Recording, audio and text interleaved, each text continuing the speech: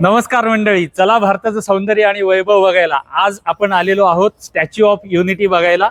आता तुम्हाला थोडंसं फ्लॅशबॅक मध्ये घेऊन आम्ही मागचा 13-14 किलोमीटरच्या परिसरामध्ये या रस्त्यावरती आम्हाला काय काय दिसलं ते दाखवतो आणि मग आपण आतमध्ये जायला सुरुवात करूयात। स्टॅच्यू ऑफ युनिटीच्या अलीकडे आम्ही 14 किलोमीटरवर आहोत। तिथेच आपल्याला वेलकमचे बोर्ड सुरू होतात। Welcome to statue of unity उजव्या हाताला।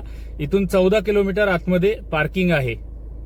Welcome to statue of unity आणखी एक पाटी 14 किलोमीटर। या रस्त्यावर एकतेच्या पुतळ्याच्या आसपास आपल्याला भरपूर सारी हॉटेल दिसतील, पण ही सगळी इथली जवळची जी हॉटेल्स आहेत ना, ही अत्यंत महागडी हॉटेल आहेत। त्यामुळे आम्ही स्वस्तातलं VR इन बघितलं होतं, जे आम्हाला 1200 रुपयात मिळालं।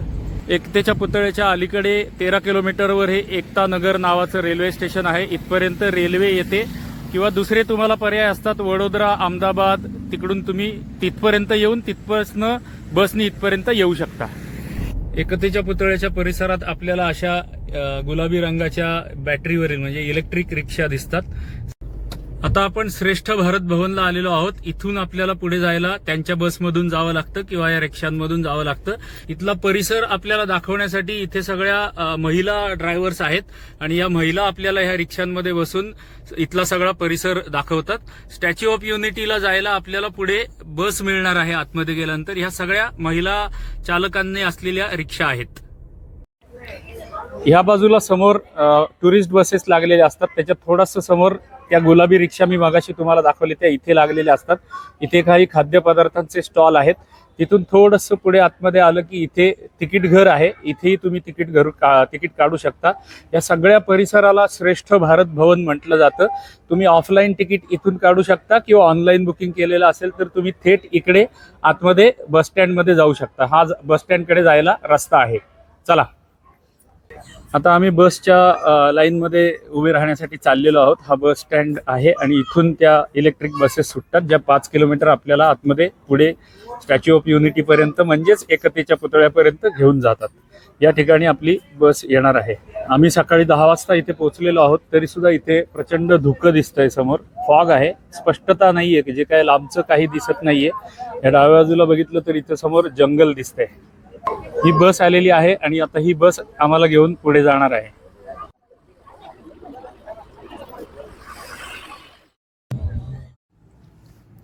आता आम्ही बसमध्ये बसलेलो आहोत आणि आमची बस स्टॅच्यू ऑफ युनिटीच्या दिशेने निघालेली आहे। हा जो आपल्याला स्क्रीनवरती सगळा परिसर दिसतोय, डाव्या हाताला आपल्याला हिरवाई म्हणजे जंगल दिसतं, उजव्या हाताला नदी दिसते, मधून पुतळा दिसतो, छोटी छोटी गावं, खेडे, वस्ती, असं काय काय आपल्याला बरंच काही या रस्त्यावरती आपल्याला दिसतं। पण सुंदर परिसर आहे, संपूर्ण हिरवाई आपल्याला दिसते। बस स्टँड मध्ये उतरल्या आपल्याला पुतळ्याचं पहिलं दर्शन होतं। म्हणजे तसं बसमधून येताना सुद्धा अर्धा पुतळा दिसतो, पण व्यवस्थित दर्शन आपल्याला बस स्टँड उतरल्याच दिसतं। आता हे तिघ जण समोर थांबलेत, मागे पुतळा आहे आणि मी तुम्हाला 360 डिग्री व्ह्यू दाखवतो एकदा आजूबाजूचा परिसर कसा आहे। हा 360 डिग्री व्ह्यू आहे। हा बस स्टँड आहे आणि मी तुम्हाला गोल फिरून दाखवतोय संपूर्ण काय परिसर आहे। आल्या आपल्याला काय दिसतं हे समोरचं दर्शन आहे। हा पुतळा आहे, पुतळ्याच्या समोर ही नदी वाहते आहे किंवा आर्टिफिशियली हे सगळं बनवलंय असं म्हणतात। या इथे पुतळ्याच्या छातीपर्यंत आपण तिथे दर्शन मंडप आहे, त्या छातीपाशी आपण जाणार आहोत उद्वाहकानी। इथे लॉकर रूम आहे, जर आपल्याला काही सामान जमा करायचे असेल तर या लॉकर रूम मध्ये आपण जमा करू शकता। इथेही समोर अमूलचा एक स्टॉल आहे। आपण ह्या महिला चालक असलेल्या ई रिक्षांमधून सुद्धा हा संपूर्ण परिसर बघू शकतो किंवा बसची सुद्धा सुविधा उपलब्ध असते। इथून पुढे आम्हाला जे दिसतंय ते सगळं तुम्हाला स्क्रीनवर पण दाखवणार आहोत। प्लस बॅकग्राऊंडमध्ये मी तुम्हाला या परिसराची आणि या पुतळ्याची संपूर्ण माहिती सुद्धा सांगत राहील। तुम्ही त्या माहितीकडे सुद्धा लक्ष ठेवा आणि स्क्रीनवर समोर जे दिसतंय त्या दोन्हीकडे तुम्ही लक्ष ठेवा। मी तुकड्यांमध्ये तुम्हाला माहिती सांगतो, प्लस मध्ये जे आम्हाला दिसेल ते पण मी मध्ये सांगत जाईल। या इकडे सिक्युरिटी चेक इन करून पहिल्यांदा तिकीट दाखवायला लागतं। सिक्युरिटी चेक इन आपल्या हँडबॅग ज्या असतील त्या इथे चेक होतात आणि इथून आपल्याला आतमध्ये यायचं आहे। इथून आतमध्ये आलं की आपण हा पॅसेज आहे आणि ह्या पॅसेजमधनं सरळ आतमध्ये चालत जायचं आहे। खालीच आपल्याला म्युझियम लागेल। आपण पहिल्यांदा म्युझियम बघणार आहोत आणि मग दर्शन मंडपात आपण जाणार आहोत। आम्ही आता चालत आतमध्ये निघालो आहोत. या परिसरामध्ये आतमध्ये थोडंसं चालावं लागतं, पण वृद्धांसाठी आणि दिव्यांगांसाठी बऱ्याच सोयी केलेल्या आहेत. अशा इलेक्ट्रिक गाड्या सुद्धा आतमध्ये आहेत, त्या आपल्याला आतमध्ये सोडू शकतात. जर वृद्ध असतील किंवा दिव्यांग असतील तर ते आपल्याला आतमध्ये सोडतील. समोर एकतेचा पुतळा आहे. इथे जे तुम्हाला बाकडी केलेली ही दिसत आहेत, या बाकड्यांवरती बसण्यासाठी सोय केलेली आहे. ही सोय दिवसा बसण्यासाठी नाहीये, संध्याकाळी या ठिकाणी लेझर शो असतो, तो लेझर शो बघण्यासाठी इथे लोकांना बसायची सोय केलेली असते. या पुतळ्यावरती लेझर मारून त्याच्यामध्ये आपल्याला तो शो संध्याकाळी दाखवला जातो. याच्या डाव्या हाताला जर आपण इथे बघितलं तर समोर स्टॅच्यू ऑफ युनिटी डोंगरामध्ये लिहिलेलं आहे आणि खाली नर्मदा नदीचं पाणी आहे. हे आपण नर्मदा नदीचं पात्र बघू शकता. हे आपण सगळं वरती जाऊन त्या दर्शन मंडपातनं सुद्धा बघणार आहोत. आता आपण पहिल्यांदा म्युझियम कडे जाऊया. एकतेचा पुतळा म्हणजे स्टॅच्यू ऑफ युनिटी, ज्याला शॉर्ट फॉर्म मध्ये SOU असं म्हटलं जातं. देशप्रेम असलेल्या प्रत्येक भारतीयाने जीवनात एकदा तरी जायलाच हवे, अशा या आकर्षण केंद्राला आपण आज भेट देत आहोत. एकतेच्या पुतळ्याची थोडक्यात माहिती आपण बघत आहोत. तुम्हाला समोर स्क्रीनवरती दृश्य पण दिसत आहेत. श्रीयुत राम सुतार या प्रसिद्ध शिल्पकारांनी या पुतळ्याची रूपरेखा केलेली आहे. एकतेच्या पुतळ्याच्या निर्मितीचा श्री गणेशा 31 ऑक्टोबर 2014 रोजी झाला व अवघ्या 4 वर्षात म्हणजेच 1 नोव्हेंबर 2018 रोजी माननीय नरेंद्र मोदींच्या हस्ते याचे लोकार्पण सुद्धा झाले. एवढ्या जलद गतीने एवढी भव्य वास्तू उभी करणे हा सुद्धा एक विश्वविक्रमच आहे. भारतीय प्रजासत्ताक तयार करण्यासाठी देशातील सर्व म्हणजे 562 संस्थानांना एकत्र करण्याची जबाबदारी ज्या वल्लभभाई पटेलांनी पार पाडली व अखंड भारताची निर्मिती झाली, त्या आपले पहिल्या गृहमंत्री असलेल्या वल्लभभाई यांच्या स्मरणार्थ उभारलेला हा एकतेचा पुतळा हे एक भारताचेच नव्हे तर जगाचे सुद्धा आकर्षण आहे. हा पुतळा गुजरातमध्ये केवडिया येथे नर्मदा धरणाजवळील उभारलेला आहे. याच्या आजूबाजूला सातपुडा व विंध्य पर्वत रांगा आहेत. हे स्मारक साधारण 20,000 वर्गमीटर क्षेत्रात पसरलेले आहे आणि 12 किलोमीटर पाण्याने घेरलेले आहे. 182 मीटर म्हणजेच 597 फूट उंचीचा हा जगातील सर्वात उंच पुतळा आहे. भारत सरकारने या प्रकल्पाची संरचना, बांधकाम आणि देखभाल यासाठी 2979 कोटी रुपयांचा करार लार्सन अँड टुब्रो म्हणजेच LNT या कंपनीशी 2013 साली केला होता आणि त्या करारानुसार LNT या कंपनीने या पुतळ्याची संपूर्ण परिसराची निर्मिती केलेली आहे व देखभाल सुद्धा LNTच करत असते. हा पुतळा बनवण्यासाठी साधारण 3.5 ते 4 वर्षे लागली. कित्येक हजार टन सिमेंट, 25,000 टन स्टील आणि काही हजार टन कव्हरिंग म्हणजेच कॉपरचा वापर करून 300हून अधिक अभियंते व 4 ते 5 हजार कामगारांच्या कष्टातून ही निर्मिती झालेली आहे.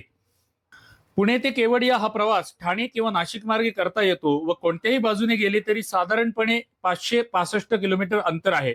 बस किंवा रेल्वेने सुद्धा आपण वडोदराला जाऊन तेथून बसने केवडियाला सहजपणे जाऊ शकता.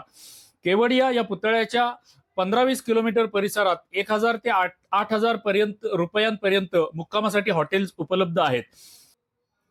एकतेचा पुतळा दर सोमवारी पर्यटकांसाठी पूर्णपणे बंद असतो. त्याच्या आंतरजाल केंद्रावर म्हणजे एकतेच्या पुतळ्याच्या आंतरजाल केंद्रावर म्हणजेच वेबसाईटवरती जाऊन तुम्ही ऑनलाईन तिकीट काढू शकता आणि आपल्याला सर्व माहिती त्या पुतळ्याबाबतची त्यांच्या वेबसाईटवरती मिळते. आपण स्वतःच्या गाडीतून गेलो तर आपल्या गाड्या लांबवर श्रेष्ठ भारत भवनापाशी लावाव्या लागतात, पण तिथून आतमध्ये जाण्यासाठी बसची सोय आहे जे आपण बघत आहोत. या बसचे शुल्क तिकिटातच अंतर्भूत असते. या श्रेष्ठ भारत भवनापाशी आपण ऑफलाईन तिकीटही काढू शकता. आपल्या मोठ्या व जड पेट्या आपण बाहेर लॉकरमध्ये ठेवू शकता. माझ्या बोलण्यात येणाऱ्या हिंदी, अरबी, उर्दू, इंग्रजी शब्दांना योग्य असे शब्द जर आपल्याला सुचत असतील तर कृपया कॉमेंटमध्ये लिहावे व हिंदी, अरबी, उर्दू आणि इंग्रजी शब्दांसाठी मला क्षमा करावी ही विनंती आहे. हा संपूर्ण परिसर पाहण्यासारखा आहे. इथे बघण्यासारखे एक मोठे संग्रहालय, इथे याच्या आतमध्ये 135 मीटरवर दर्शन मंडप म्हणजेच व्ह्यूइंग गॅलरी आहे. जवळच्या परिसरात जंगल सफारी, नर्मदा फेरी, फुलांची बाग, संध्याकाळी होणारा laser show, cactus garden, butterfly garden, त्यानंतर प्रकाशमान उद्यान, भूलभुलैया, एकता क्रूज, त्यानंतर न्यूट्रिशन पार्क, योगा गार्डन वगैरे अनेक ठिकाणं या परिसरामध्ये बघण्यासारखी आहेत. आपली क्रयशक्ती व वेळेची उपलब्धता यानुसार आपण यातील ठिकाणे पाहू शकता. इथे खाद्य भ्रमंतीलाही भरपूर वाव आहे व पिण्याचे पाणी मोफत आपल्याला बाटलीत भरून घेता येते. येथील प्रवेश शुल्क प्रतिमानशी 150 रुपये आहे. या प्राथमिक तिकिटात आपण पुतळ्याच्या चरणापर्यंत जाऊ शकतो. 135 मीटरवर असलेल्या दर्शन मंडपात जाण्यासाठी अद्ययावत तंत्रज्ञान असलेले 2 अतिवेगवान म्हणजे 4 मीटर प्रति सेकंद वेगाने जाणाऱ्या उद्वाहक आहेत. या उद्वाहकांसाठी तिकीट प्रतिमानशी 380 रुपयाचे असते. या 380 रुपयात अजून बाकी काही सुद्धा अंतर्भूत असतं. दर्शन मंडपात गेल्यावर तिथे आपल्याला तेथील मार्गदर्शक सर्व माहिती मराठी, हिंदी, गुजराती 3 आणि इंग्रजी या 4 भाषांमध्ये सांगणारे मार्गदर्शक तिथे असतात. ही सर्व आणि आणखी खूप माहिती त्यांच्या म्हणजे एकतेच्या पुतळ्याच्या आंतरजाल केंद्रावरती म्हणजेच वेबसाईटवरती अगदी सहज उपलब्ध आहे. तुम्ही ती माहिती तपासू शकता. आणि आम्ही गुजरात नावाची एक स्पेशल प्लेलिस्ट बनवलेली आहे. ती प्लेलिस्ट मधील सर्व व्हिडिओ पहा. त्यामध्ये आपल्याला एकतेचा पुतळा, द्वारका, बेट द्वारका, सोमनाथ ही सर्व ठिकाणं बघायला मिळणार आहेत. त्यामुळे त्या प्लेलिस्टचा सुद्धा आपण अवश्य लाभ घ्या ही आपल्याला विनंती आहे. चला तर मग पुढे बघायला सुरुवात करूयात. आतमध्ये जाण्यासाठी ट्रॅव्हलेटरची सुद्धा सोय आहे. आम्ही आता ट्रॅव्हलेटर वरून पुढे जात आहोत.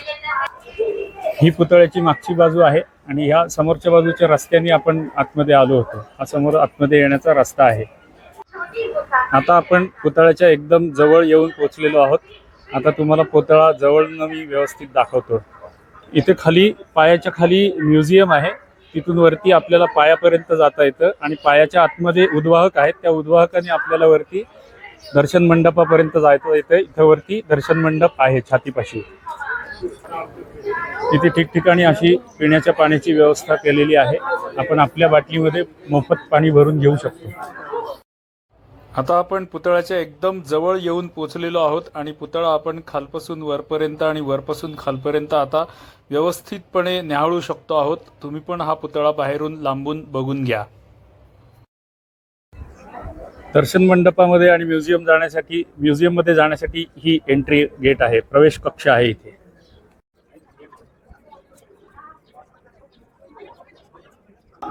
आतमध्ये आल्यावर उजव्या बाजूला जानकारी डेस्क आहे, म्हणजे एन्क्वायरी पूछताछ इथे आपण करू शकतो. आणि हा एंट्री पॉइंट आहे आणि हे म्युझियमची एंट्री. आपल्याला वल्लभभाईंचा पुतळा बाहेरून व्यवस्थित पूर्णपणे दिसतो, पण चेहरा व्यवस्थित दिसत नाही. तो चेहरा व्यवस्थित दिसावा म्हणून वल्लभभाईंचा फक्त चेहरा या म्युझियम मध्ये केलेला आहे, जो आता आपल्याला समोर स्क्रीनवर दिसतो आहे.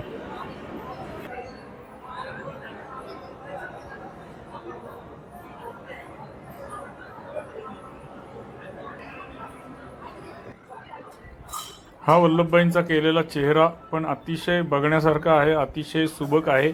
जरूर आपण हा बघावा. हे सगळे म्युझियम आहे. म्युझियमची आतली दृश्य मी तुम्हाला दाखवतोय आणि मागे बॅकग्राऊंडला माहिती पण सांगतो.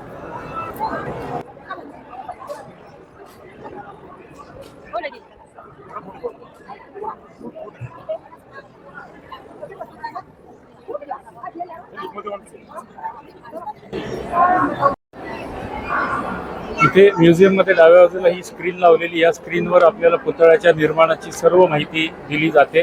जगातला सर्वात उंच पुतळा कंपॅरिझन करून आपल्याला तुलना करून आपल्याला इथे दाखवला जातो. पुतळ्याचे बांधकाम चालू असतानाची ही चित्र आपल्याला इथे दाखवली जात आहेत स्क्रीनवरती. हा थोडा वेळ लागतो बघायला. आपल्याला व्हिडिओमध्ये सगळं काही दाखवणं शक्य नाहीये. तुम्ही इथे येऊन बघा ही तुम्हाला विनंती आहे.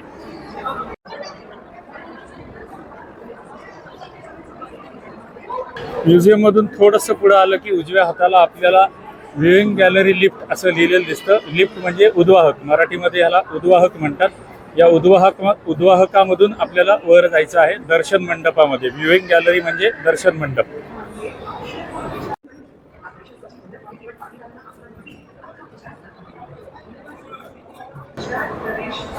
सुंदर सजावट आतमध्ये केलेली आपल्याला दिसते. उद्वाहकाची जो प्रवेश कक्ष आहे त्याच्या समोरच हे थिएटर बनवलेलं आहे. या थिएटर मध्ये सुद्धा आपल्याला माहिती दिली जाते.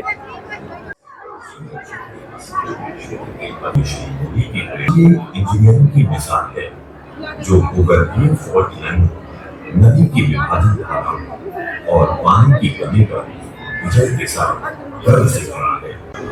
आता जी आपण थिएटर मध्ये जाऊन माहिती ऐकली ही धरणाबद्दलची माहिती सांगणारं हे थिएटर आहे. आणि मगाशी आपण जे थिएटर बघितलं ते थिएटर होतं ते स्टॅच्यू ऑफ युनिटीची माहिती सांगणार, म्हणजे त्याचं कन्स्ट्रक्शन सांगणारं माहिती सांगणारं थिएटर तिथे होते किंवा ती स्क्रीन तिथे होती. इथे धरणाची माहिती सांगणारी स्क्रीन आहे. इथे म्युझियममध्ये आतमध्ये बाहेर जे बटरफ्लाय गार्डन किंवा कॅक्टस गार्डन, जंगल सफारी वगैरे सगळं आहे, त्याच्या प्रतिकृती किंवा त्याच्या फोटोग्राफ इथे आतमध्ये बनवून लावलेले आहेत. हे सगळं जंगल सफारी वगैरे आपल्याला ह्या परिसरामध्ये बघायला मिळतं. आपल्या मुख्य तिकिटामध्ये हे सगळं इन्क्लूड असतं, पण आम्ही हे सगळं आज बघणार नाही आहोत, म्हणजे बाहेर जाऊन सगळं बघणार नाही आहोत, कारण आमच्याकडं वेळेची मर्यादा आहे. आम्ही फक्त म्युझियम बघून दर्शन मंडपात जाऊन पुढे आम्हाला बेट द्वारकेसाठी निघायचं आहे. इथे अजून एक तिसरं थिएटर आहे. या थिएटरमध्ये सरदार वल्लभभाई पटेलांनी जीवनामध्ये काय काय केलं त्या सगळ्याची माहिती आपल्याला या वल्लभभाई थिएटरमध्ये सांगितली जाते. जे आपण आता थिएटरमध्ये पूजा आणि हे लोक जात आहेत, पूजा आणि भाटेकाकू थिएटरमध्ये जात आहेत.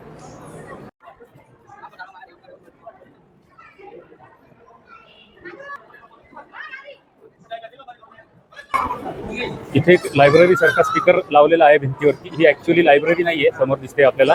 इथे स्टिकर चिकटवलेला आहे भिंतीवरती, पण वाटतं असं की ही लायब्ररी आहे. इथे एक मोठा फोटो लावलेला आहे. या फोटोमध्ये सगळे राजा आहेत किंवा संस्थानिक ज्यांना म्हटलं जायचं त्या कालावधीमध्ये जवळपास ह्या 750 संस्थानिकांना, राजांना एकत्र करून सरदार वल्लभभाईंनी अखंड भारताची निर्मिती केली होती. इथे आपल्याला एक शपथ घ्यायला सांगितली जाते. आम्ही ही शपथ घेतलेली आहे. आपण इथे वरच्या लाईनमध्ये आमची नावं बघू शकता. जनार्दन भाटे, केदार खळदकर, आमची नावं इथे आलेली आहेत. आम्ही सुद्धा इथे आल्यावर ही शपथ घेतली. आपण दर्शन मंडपाची काढलेली तिकीटं इथे स्कॅन करावी लागतात आणि स्कॅन करून आपल्याला पुढे सोडतात.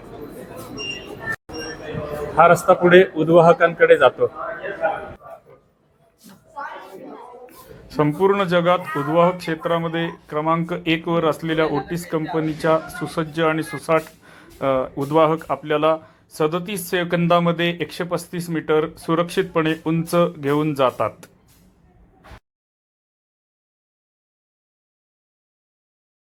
जगातले जे उंच पुतळे आहेत त्याची माहिती इथे दिलेली आहे. सगळ्यात उंच आपला सरदार वल्लभभाई पटेल पुतळा आहे. उद्वाहकामधून बाहेर आल्या आल्या आपल्याला ही दर्शन मंडप दिसतो. या दर्शन मंडपाच्या समोर काचा लावलेल्या आहेत आणि या काचेच्या मागून इकडून आतमध्ये जाण्यासाठी जागा आहे. तिकडून आपला आतमध्ये जाऊन आपण दर्शन मंडप खिडकीतून बघूयात.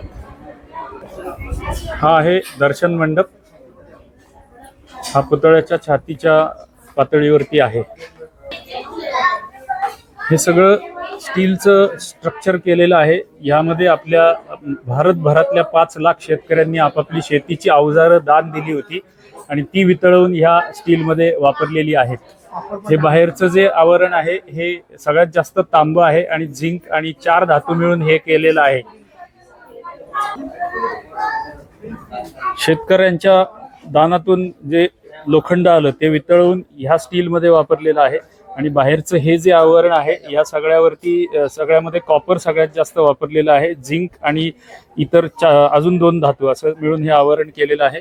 इथून आपण बघू शकता सुंदर दृश्य बाहेरचं आपल्याला दिसतं.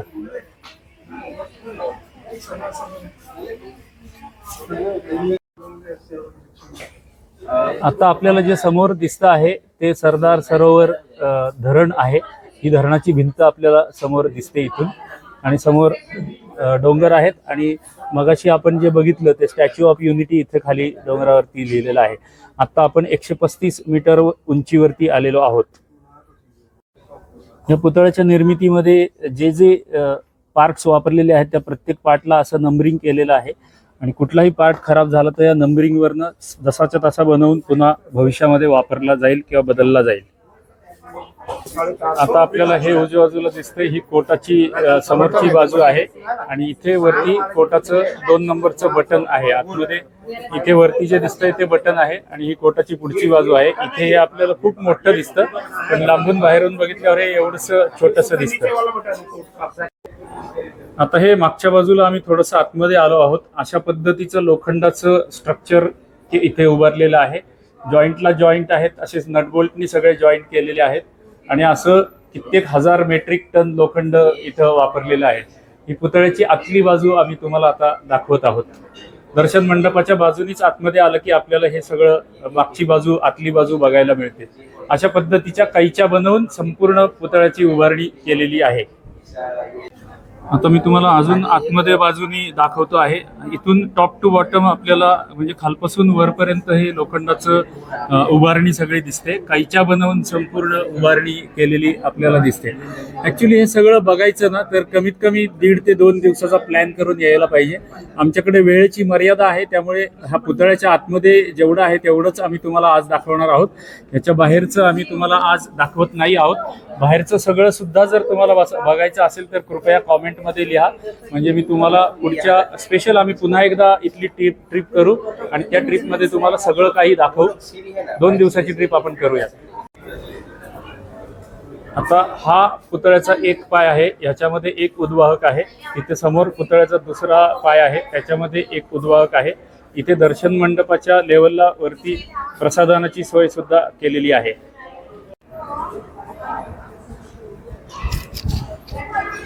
आता आपण आलेलो आहोत पुतळ्याच्या पायापाशी. ही पुतळ्याच्या पायाची पातळी आहे. आता आपण थोडंसं वरती जाऊन पुतळ्याच्या पायापाशी जाणार आहोत. पुतळ्याच्या पायापाशी यायला बाहेरून हे असे एस्केलेटर आहेत. इथे एक एस्केलेटर आहे, इथे एक एस्केलेटर आहे. आता मी तुम्हाला पुतळ्याचे भव्य दर्शन दाखवतो. भारताची भव्यता, भारताचे वैभव, भारताचे सौंदर्य सगळं काही एका ठिकाणी आपल्याला इथे बघायला मिळतं. हे बघा भारताची भव्यता. ही भारताची भव्यता आपण तिथे जाऊनच बघायला पाहिजे, त्यावेळेला जास्त मजा येईल. आता पूजा उभी राहिली. हा चप्पलचा सोल आहे. पूजाच्या डोक्याच्या वरती चप्पलच्या सोलची उंची आहे, म्हणजे जवळपास 9 फुटाचा चप्पलचा सोल आहे. म्हणजे पुतळ्याच्या उंचीचा अंदाज आपल्याला इथूनही येऊ शकतो. ही पुतळ्याची मागची बाजू आहे. पुतळ्याच्या मागच्या बाजूला आम्ही आलेलो आहोत. या ठिकाणाची तुम्हाला मी महती काय सांगू, तुम्ही प्रत्यक्ष इथे येऊनच हे बघायला पाहिजे. इथे प्रत्यक्ष जाऊन बघितल्यावरच आपल्याला खरी त्यातली मजा अनुभवता येईल, बघता येईल आणि डोळ्यांमध्ये आणि डोक्यामध्ये साठवून घेता येईल. त्यामुळे तुम्ही इथे अवश्य या. हा चप्पलचा सोल आहे आणि इथून जर वरती तुम्ही बघितलं तर ही चप्पलची शिवण जी असते ना, ती शिवण सुद्धा केलेली आहे. हे जर आपण वाजवून बघितलं तर हे सगळं मेटल आहे, म्हणजे हे कॉपरमध्ये बनवलेलं आहे. 80% कॉपर आहे याच्यामध्ये. त्यांच्या पायाची नखं बघा किती सुंदर केलेली आहेत. बारकावे अगदी हे सगळं धातूमध्ये केलेलं आहे.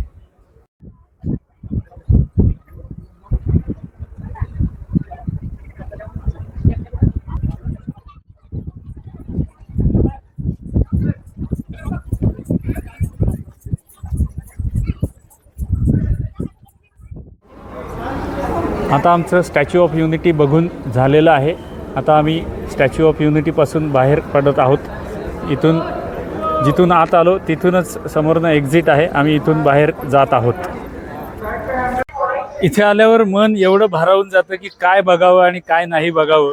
मलाही खूप मोठा प्रश्न पडलेला आहे, तुम्हाला व्हिडिओमध्ये काय काय दाखवू आणि काय नाही दाखवू. व्हिडिओच्या लांबीचा आपल्याला विचार करावा लागतो, त्यामुळे तुम्हाला सगळं काही दाखवता येणार नाही. तुम्हाला विनंती आहे की थोडेसे पैसे खर्च करून आणि थोडासा वेळ काढून हा स्टॅच्यू ऑफ युनिटी किंवा एकतेचा पुतळा बघायला नक्की या.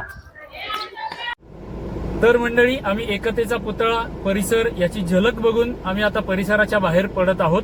आमची तुम्हाला विनंती आहे की आमच्या गुजरात ट्रिपच्या प्लेलिस्ट मधील सर्व व्हिडिओ सिरियली बघा.